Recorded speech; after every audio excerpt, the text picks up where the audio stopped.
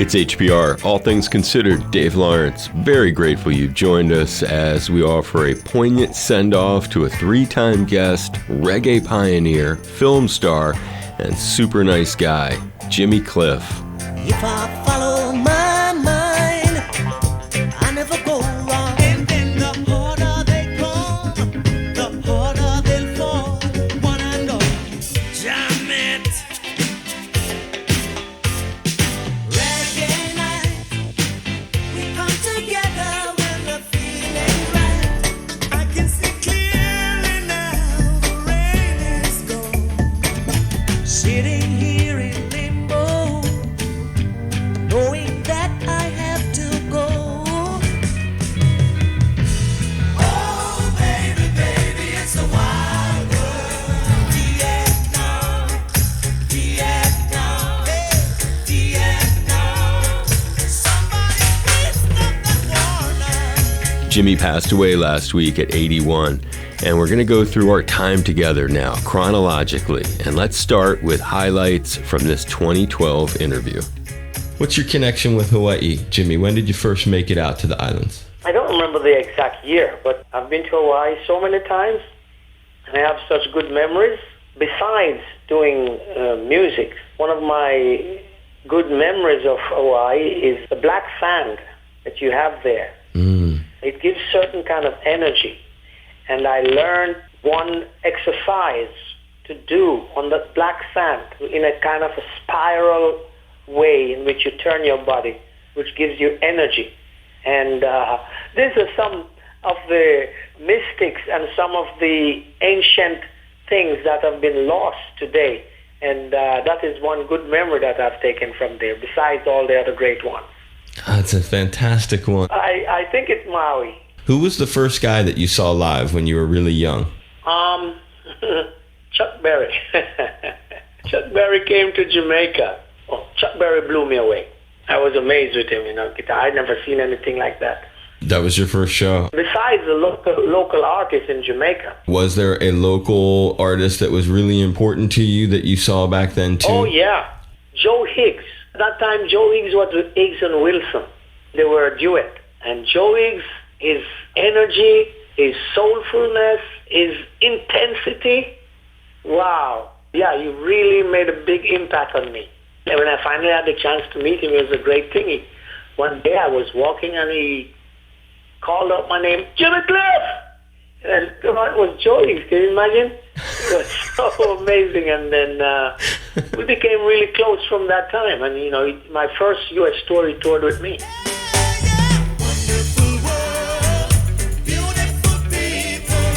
And later in 2012, we'd connect with Jimmy Cliff in person after a gig here in Honolulu and go all the way back to the beginning. St. James, Jamaica, as a place to grow up, what was it like? Well, St. James, particularly Somerton, St. James was my part.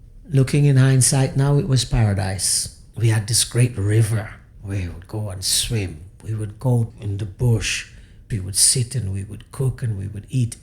And I never realized how great it was at that time. And just looking back at it now, it was real paradise. I mean, even that first time when I went to Montego Bay, it was just 12 miles from Montego Bay, I see all of the crowd, the people, the cars, bump and all the horns. It was really a shock for me. But the biggest shock of all was when I went to Kingston.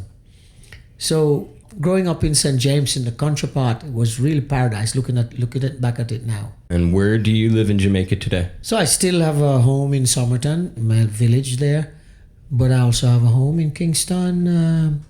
So I live between the two, but I still have my old friends and new friends in Somerton. That's the place I can go and wind and become James again. So everybody know me.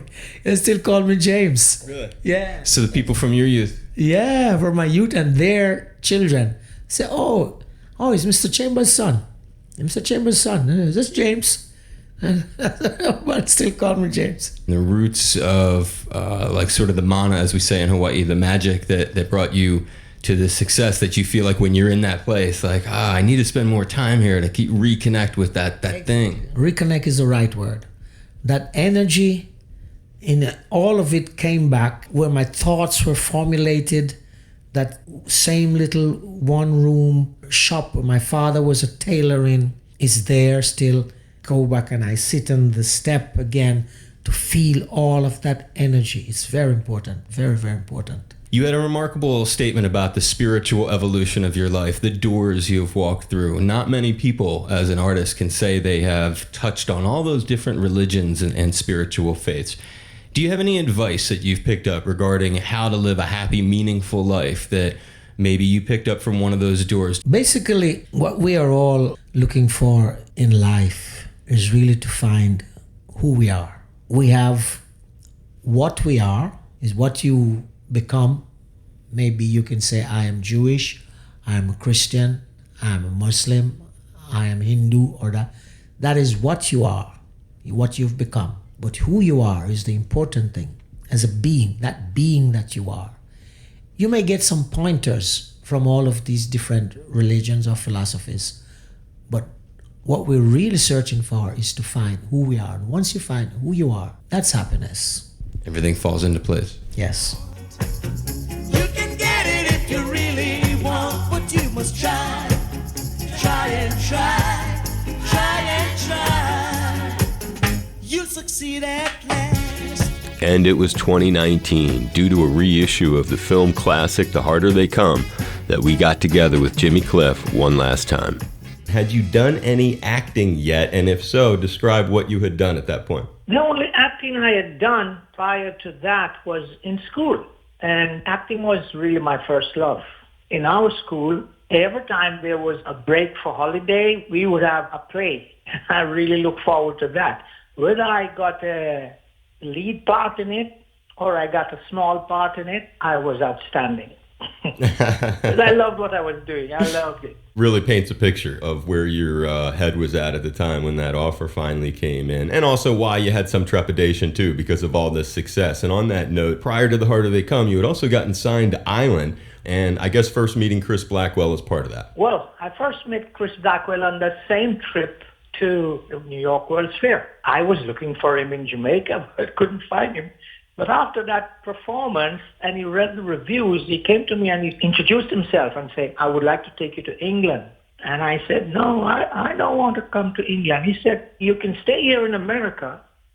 There are many like you, but in England, there is none like you. I still took 3 months and went back to Jamaica before I decided. I wrote him and I said, okay, I'll come. I'm ready to come. It was a great decision I made to go there. We have arrived at the point where you're invited to do the film. You decide to sign on and then explain the story. You're going to travel back to Jamaica to film. And had you been away from Jamaica for a while, or were you making periodic visits? Wonderful. Okay, I had been back to Jamaica periodically because that's where I recorded Wonderful World, Beautiful People. That's where I recorded You Can Get It If You Really Want. Now, when Perry Enzer said to me, why are you refusing to do this movie? It's about Reagan. And I knew of Reagan as a child. It was like an awesome name. If somebody said Reagan is coming, you better hide. Because for a person in that time to have guns and moreover to shoot a policeman, it was unheard of. So I said, okay, I know I had this rebel side of me. It's appealing. Perry Enzer said to me, I think you're a better actor than singer.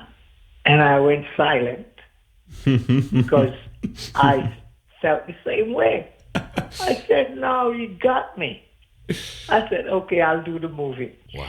When he said, I think you're a better actor than singer, I said, no way you could know that. I never said that to anyone. So that convinced me, and I went to Jamaica and made it. The recording culture of Jamaica that you experienced yourself, was it similar to what is portrayed in the film? Great question, because when Perry wrote the scenes of which we're going to shoot daily, he would sometimes say, Jimmy, forget about that. How would you do it?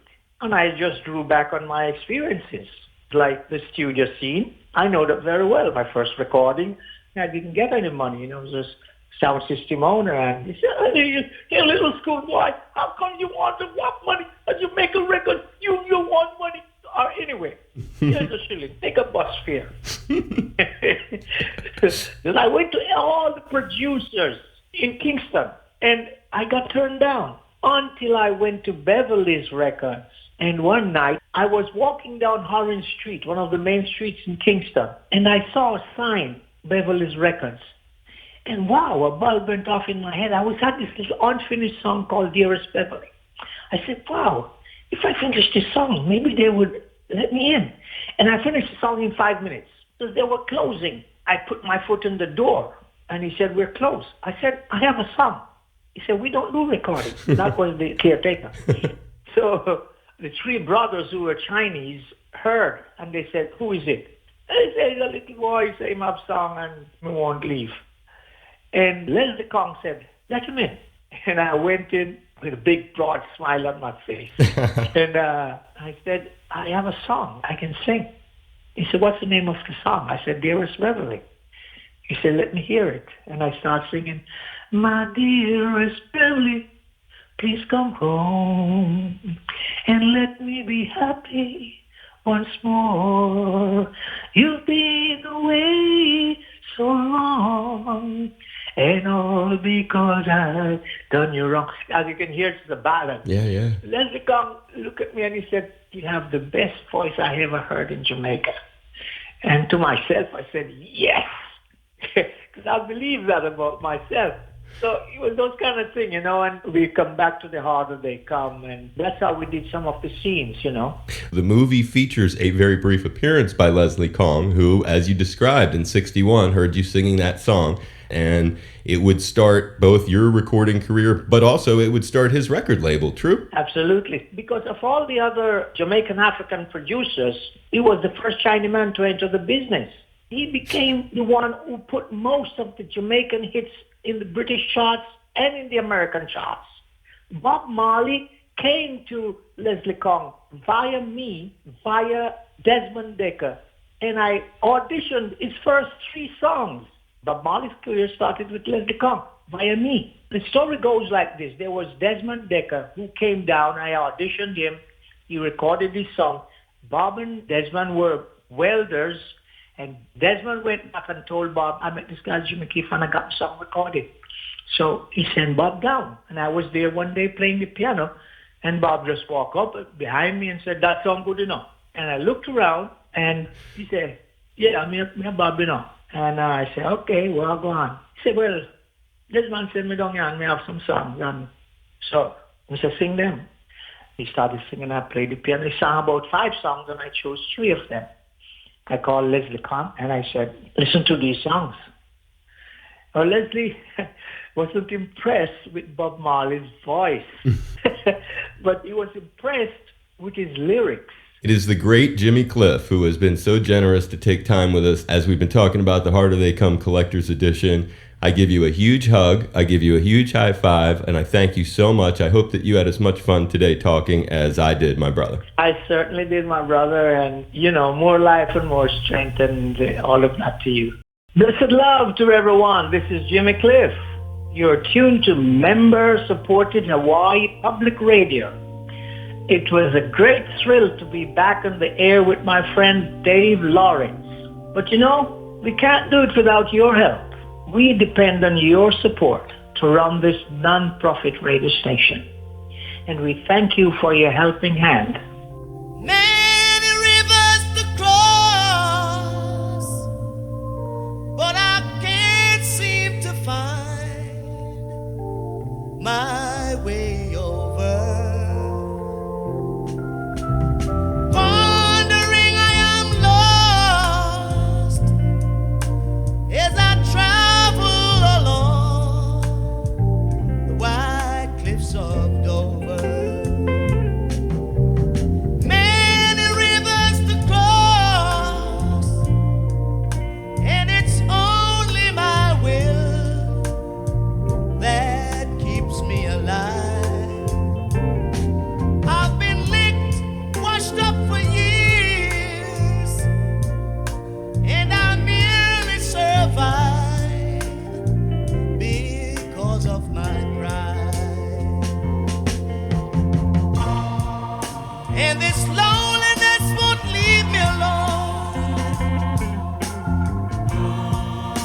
such a drag to be on your own. My woman